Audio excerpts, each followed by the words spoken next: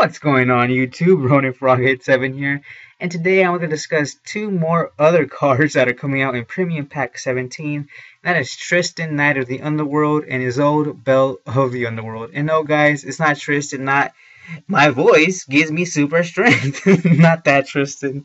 It's a whole different Tristan. This Tristan is based off of a, well, before we get into that, guys, I wanted to talk about these cards because you know me by now. I like to talk about cards. Cards that really catch my eye, that catch my attention, even if they're not that good, are ones that are based off of ancient folklore and religions and history and cultures. Those are the ones that really catch my eye. And this Tristan in Isolde is based off of, well, the best way I can explain it, guys, is basically they're based off of this old tale that's kind of like the medieval Romeo and Juliet. I know that's like an oversimplification, but I'm not really familiar with it, and to my understanding, that's what it is. I don't know, if you're too lazy to read the story, just just watch the movie that was released a few years ago of the same name, and it stars James Flacco.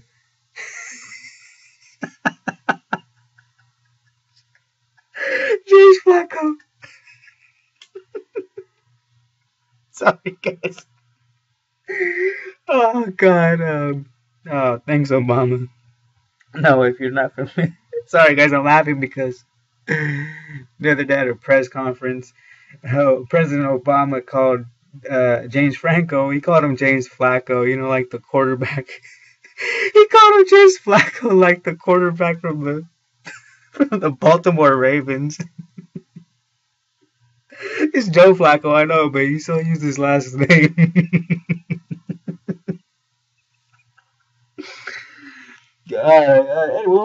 Sorry guys, we have a freaking card review to do. Don't click out of this video just yet. Sorry guys, it's coming. Alright, so first off we have Tristan, Knight of the Underworld. Or in Japanese, that is known as Mekai Kishi Tristan. I'm sorry. Alright, enough of that bullshit. Let's just get on with it. And he is a dark zombie, level 4, 1800 attack, 0 defense. And his effect is, when this card is normal summoned, you can target one zombie type monster with 0 defense in your graveyard, add it to your hand. While you control another zombie type monster, this card gains 300 attack. And right off the bat, guys, not bad. He's kind of he's pretty good. Not horrible, because I know like recently Konami has been coming out with not too really great zombie monster effects. And this one, guys, has some pretty good stats. You can always recurring nightmare this guy. And when he's summoned, he's technically a +1. I mean, sure, your graveyard has to have like a target in it, but he's technically a +1.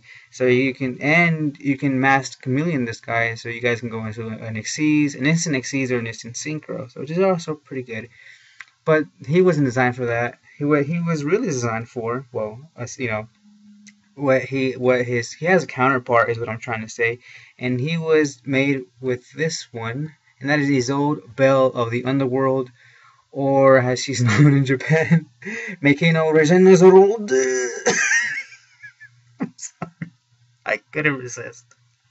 Alright guys, so she is a dark zombie, level 4, 1000 attack, 0 defense, and her effect is, must be special summoned from your hand by controlling a Tristan, Knight of the Underworld, and cannot be special summoned by other ways. You can target up to 2 zombie type monsters that you control that have levels, then declare a level from 5 to 8. They become the level until the end of this turn. But you cannot special summon monsters for the rest of this turn, except for zombie type monsters. You can only use this effect of Isolde, Belle of the Underworld, once per turn. So okay guys, right off the bat, her stats are whatever. It helps that she has a 0 defense, of course. And she's, when Crush Card comes back, you can Crush Card her away.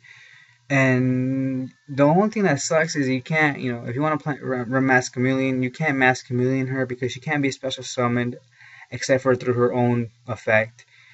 But, so I guess this is the play they had in mind. You go Tristan, normal summon her, you go normal summon Tristan. If you have this in graveyard, you add her to your hand. You special summon her because you have Tristan on the field.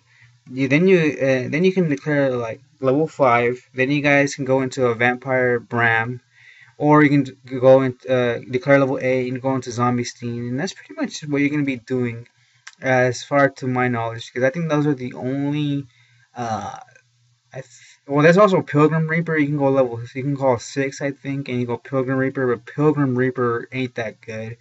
And your best bets are gonna go with Bram or Zombie Scene, because Zombie Scene is a big freaking beater. And so yeah, so that's pretty good. Overall, guys, like this is not gonna do anything really. At least I don't think. But I love the artwork. I love the lore behind it. I mean, I just love the fact that it has lore behind it, even though I'm not too familiar with it. But it gave me a good laugh. So, and yeah, look at her. And then the Carter, guys, she looks pretty freaking badass. But I'm pretty sure when this is eventually imported into the TCG, they're gonna cover her, her midriff up, and they're gonna change this cross. It has two, it has a religious connotations, and when that happens, the TCG always censor those or alters those. And my biggest question is, guys, why does she looks all badass and everything? Whoops, she looks like a human, and this guy, this guy looks like his fucking his flesh has been all rotted off. Yeah, I know they're zombies, but you have her look like this, and then you have this guy look like this. I mean, don't get me wrong, he looks pretty badass. I love his artwork as well. But you're expecting me, this guy was able to hook up with this girl? They probably died, and when they got to the underworld, she's all looking like this. And she takes a look at him, and she's like, oh. Anyways, all right, guys, that's enough out of me. I've been having way too much fun with these card discussions as of late, as you can tell. Uh, well, all right, guys, what do you think about these cards? Do you like them? I really like them, even though they're not like super uh, like playable, but I still like them. You can build a deck around them and have fun with them, because ultimately that's what Yu-Gi-Oh is all about, is having fun. Well, alright, guys, what do you guys think about these cards? Are you looking forward to their eventual TCG release?